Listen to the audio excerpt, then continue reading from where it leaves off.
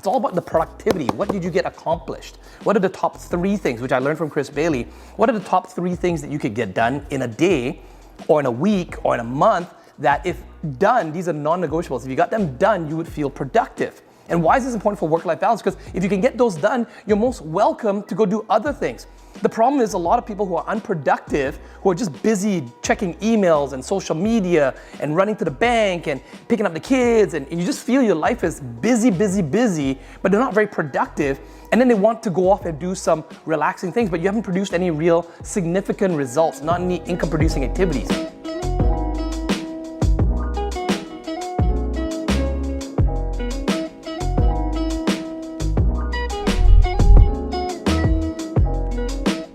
So I'm about to go out for dinner, and I got this text message from one of my mentees, one of my clients, and he was saying to me, hey Desmond, I really admire what you do, and I'm wondering, how do you manage your work-life balance? Right, so he sends that to me. I get this kind of question a lot of times, and over the years when I worked with my mentors, my former mentors, I worked with a lot of entrepreneurs in helping them to scale up. This is like an age-old question that gets asked all the time, and in fact, if you're Googling this question, you found my video, you've probably found a whole bunch of other videos. I'm gonna recommend one that I think you should really check out. It's someone that I resonate with as well, and that is Simon Sinek. Now, Simon Sinek also has a video with a very similar title, and he's giving a talk, and he talks about this work-life balance and the right way to do it. And I really resonated with what he said, and in fact, we have been applying that with our company, our staff, with our clients. That whole idea that work and life, and when you hear people say this, and I know who was asking me the question, and I know that individual is a very A-player type individual who's always go, 7 days a week, putting in 15, 16, 18-hour days, like literally to the point of burnout, and then he comes to me and he goes like, Desmond, how do you have this work-life balance? How do you manage time with your family? How do you manage time for your health? How do you manage to get so much done in a day, and yet you always seem so cheerful and happy and spirited and motivated? And yes, when someone is asking that question about work-life balance, they're usually on the verge of burnout. If that's you're watching this video, and it's probably because you're feeling like too little butter spread over too much bread. And I believe that was a line from the Lord of the Rings where Bilbo Baggins talked about it. When people are asking that question, Simon Sinek talks about it in his video, and he says, this whole idea that work and life balance means they're on opposing sides, and they're almost like enemies, and they don't have to be. If you're living a fulfilled life, if you're a high performer, you are going to put laser focus into whatever you do, whether that is with your family, whether that's in your health, whether that's in your sleep, whether that's in the food you eat, whether that's in the work and productivity that you get done, whether you're an athlete, a sport, and you achieve goals, you're gonna put laser focus. And so that is a common trait of successful entrepreneurs, that we know how to get laser focused. And so, when I think of Simon Sinek, by the way, I have a whole stack of books here. I pulled these off my shelf. Many of you know, if you watch my other videos, I have this big, huge bookshelf full of books. I'm not trying to be a Tai Lopez or anything like that, hey guys, check out these books in my garage here and I'm making $1 million. So, I love Tai Lopez and get along really well with him, by the way. And I did learn a lot about getting books and reading books and being very successful, which also leads into another topic about getting mentors. And I'll cover that all in another video. If you want me to either review these books and give you very specifics about these books and what you can learn from them, let me know in the comments below. I'll do that, as well as also how to find mentors. I've got a great video on do you need a mentor, how to find a mentor. You can check those out up here. And I'll tell you a secret that I've learned about how books and mentors, are very intertwined together. But for today, Simon Sinek, first of all, I want to talk about his books here, right? You got Start With Why, and also with Leaders Eat Last. So I'm not going to review these books right now, but you're most welcome to grab these. I'll put it in the description below. Simon Sinek's got a great video, like I said, and he talks about the right way to find that work-life balance. So now, another thing to do with work-life balance is many times people are asking this question, but they're not yet productive. See, so when I have employees or team members or business partners, clients even, who are burning out, many times I'll look at their schedule. I will look at what they're doing. I'll look at how productive they are in their life. And many times, the entrepreneurs again, we're looking at the symptoms here. We're not looking at the root problem. And many times it's because they have very poor prioritization of their priorities. They don't have, things that are scheduled in place. And sometimes their schedules are way too rigid versus also having a little bit of that flexibility to be able to go do the things that they want to do. They feel chained to their business, to their job, to their role. And so if not planned out properly, it's going to lead to this, these feelings of feeling lack of work-life balance. I love Gary Keller. This book here, The One Thing, if you've never read it, I highly recommend it. It's probably one of my absolute favorite books. Recommended to me also by one of my mentors, Dan Locke, if you don't know who he is as well too. And in fact, he was the one who got me onto reading the books and how to read fast as well too. So I got to give credit where credit is due. But the one thing here, Gary Keller, he talks about this, and one of my favorite quotes in here. Let me read this from the book. It's not that we have too little time to do all the things we need to do. It is that we feel the need to do too many things in the time that we have. Pay attention, I'm going to read this again. It's not that we have too little time to do the things that we need to do. It is that we feel the need to do too many things in the time that we have. And so the three biggest takeaways from the book is basically, you can figure out your long and your short-term priorities and goals with a single question, which I'll read in a second here. A critical thing here that Gary Keller talks about is learning how to say no.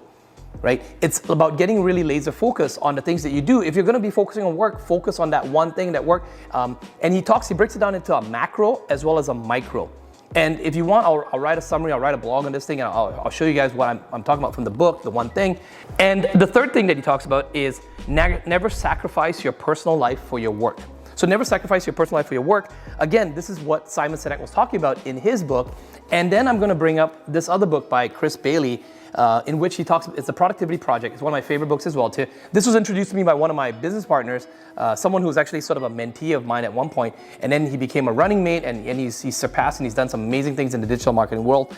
And him and I used to always compete on productivity, sleep, resting heart rate. In fact, I've got this thing called the Aura Ring here as well too, and I had a Whoop band, I had a Apple Watch, and I have another video that just talks about this stuff and how you want to biohack and know these things to be a top performer as a business owner. You want to be able to know your numbers. Like, as a business owner, it's so common sense to look at your financials on a regular basis and to have your bookkeeping and to look at your KPIs and look at your sales numbers and, meet with your team and talk about your marketing and see what sort of conversion rates you're getting and what sort of, CTC and ROAS, return on ad spend and things like that. But you're not actually tracking your own sleep. And that's just ridiculous because you sleep 1/3 of your life. And, if you're not tracking your sleep, how can you be a top performer? How, your night ritual, your morning ritual. And so work-life balance, what Chris Bailey talks about, is that you need to figure out, first of all, what your biorhythm is, right? Are you a morning person? Are you an afternoon person? Are you an evening person? When are those golden hours that you perform best at? And you'll be wondering, like, Desmond, what does this have to do with work-life balance? I'll get to it. You'll understand in a second here. Pay attention all the way to the end of the video here. Because knowing when my golden hours are, first of all, I track my sleep. I'm giving you all these nuggets of gold of what I'm doing. I'm just being very candid here before I go out for dinner. I'm just speaking to you, and sharing with you what really works. And when I cracked this code is what allowed me to become a really top performer. It allowed me to lead better. It allowed me to produce more results, which ultimately affected my family, my health, and in every other aspect of my life, all improved. I really hope that you can pay attention, watch this video multiple times, and implement it. In fact, if you implement anything here, comment in the comments below. I'd love to hear from you and give you a shout out in the next video. So what I learned from Chris Bailey was he said, hey, figure out when your golden hours are, which I did. And I realized for me, and this might be different for you, is that I perform really, really well in the mornings.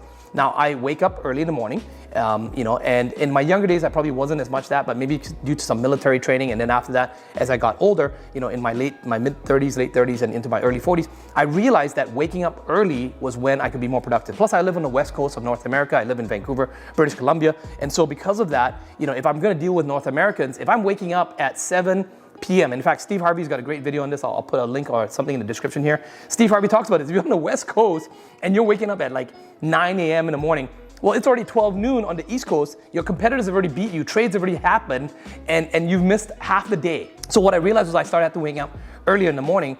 And what happened was, I do my morning rituals. I get into team meetings in the morning. We do our daily huddles. And we have a work-life balance culture within our company in which I tell my staff, it's all about the productivity. What did you get accomplished? What are the top 3 things, which I learned from Chris Bailey? What are the top 3 things that you could get done in a day or in a week or in a month that if done, these are non-negotiables. If you got them done, you would feel productive. And why is this important for work-life balance? Because if you can get those done, you're most welcome to go do other things. The problem is a lot of people who are unproductive, who are just busy checking emails and social media and running to the bank and picking up the kids, and you just feel your life is busy, but they're not very productive. And then they want to go off and do some relaxing things, but you haven't produced any real significant results, not any income producing activities. The key thing to take away here is that A players, and I'm just putting the minimums out there, I'm just saying 3. I mean, like some other A players, we'll get like 10 things done in a day, right? When you train that muscle. So the way you do this is you visualize your day, and you get to the end of the day, okay? At the start of your day, in the morning, you do your morning ritual on this one, or you start your day ritual, and you imagine what the end of your day is gonna look like. And you write out all the to-do things and you start to prioritize it, which also, again, Gary Keller talks about it. It's like listing out the most important things and then what's that one thing and asking that right question. And then what you do is you go and get those things done first during your prime hours, your golden hours. And when you get those done, say it's a nice day like today, it's a beautiful day and it's the middle of the day. And for me, mine is between 9 to 1 p.m. And say at 1 p.m., I got all 3 of my most top priorities done. Is it wrong and should I feel guilty if I communicate to my team correctly, I don't have any meetings, and I make sure I block out an hour and I go to the gym, or I go for a run, or I go to the beach and enjoy some walking time, thinking time, audiobook time, parasympathetic time, maybe like Garrett White talks about in his book, The Warrior, the Warrior book, and he talks about weaponizing my body, because my body is very important. And so many entrepreneurs, what you fail to do is you work way too much, and you fail to look after your body. And that your body, your mind is the most powerful weapon that you have. And entrepreneurship is the most competitive sport out there. I'm sorry, I've done a lot of athletic sports. I've won gold medals in different parts of my life. And I can tell you that being an entrepreneur is one of the most competitive and difficult sports, but it uses a lot of mental capacity. And if you're not in good health, if you're not in good peak performance, you are not going to do well in your business. So then it comes back to this question, Desmond, how do we do this work-life balance again? And again, I keep telling you, it's about getting things done. And so when you are focused on your work, you get your work done, you get productive, you finish those things, and then you don't feel guilty if you want to go out and exercise, or you don't feel guilty if you want to go play some golf. You don't feel guilty if you want to spend some time with your kids or your wife.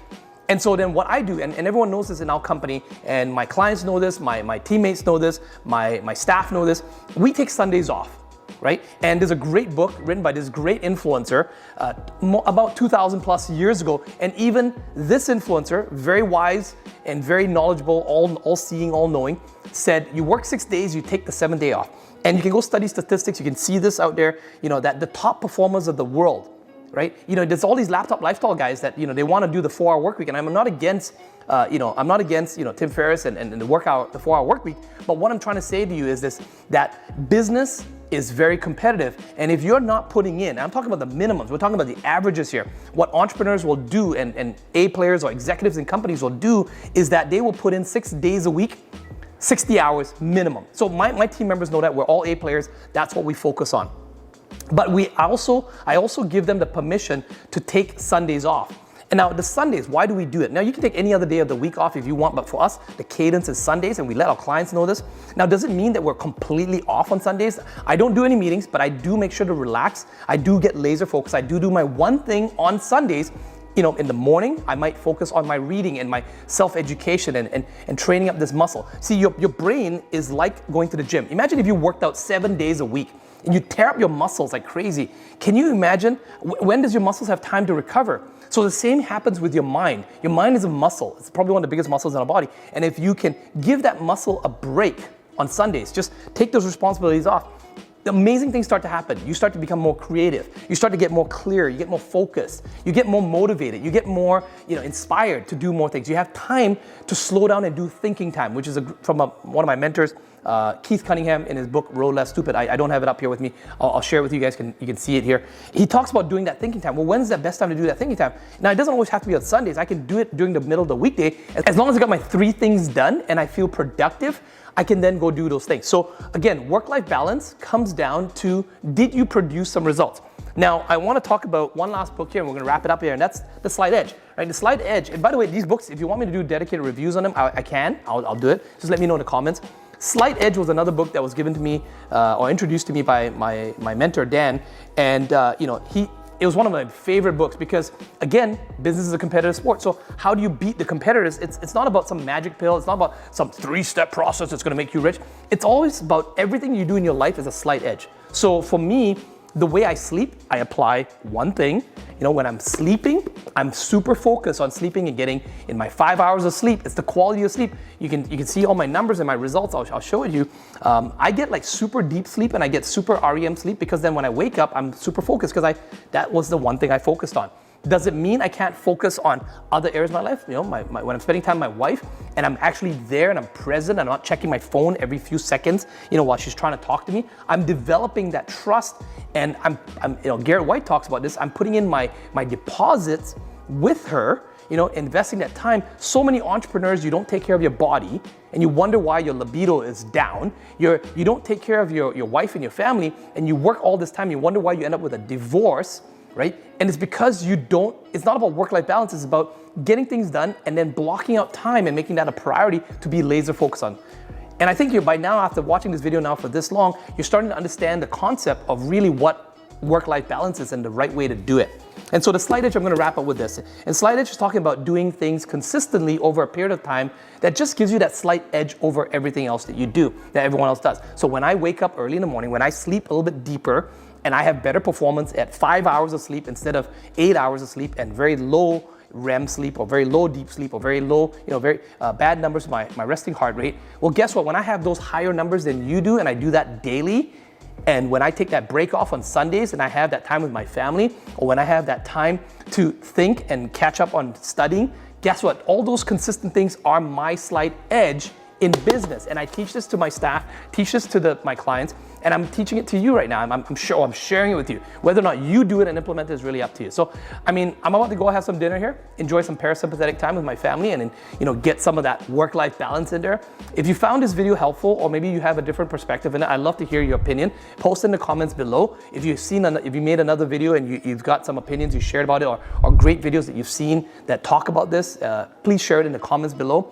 And of course, if you implement any of the things that I talk about and you actually get some results, let me know. Do let me know. I'd love to give you a shout out in the next video. If you haven't already subscribed, hit the subscribe button. Check out the other playlists that I have here on how to be a better performer, or even some of the book reviews. And I hope to see you in the next video.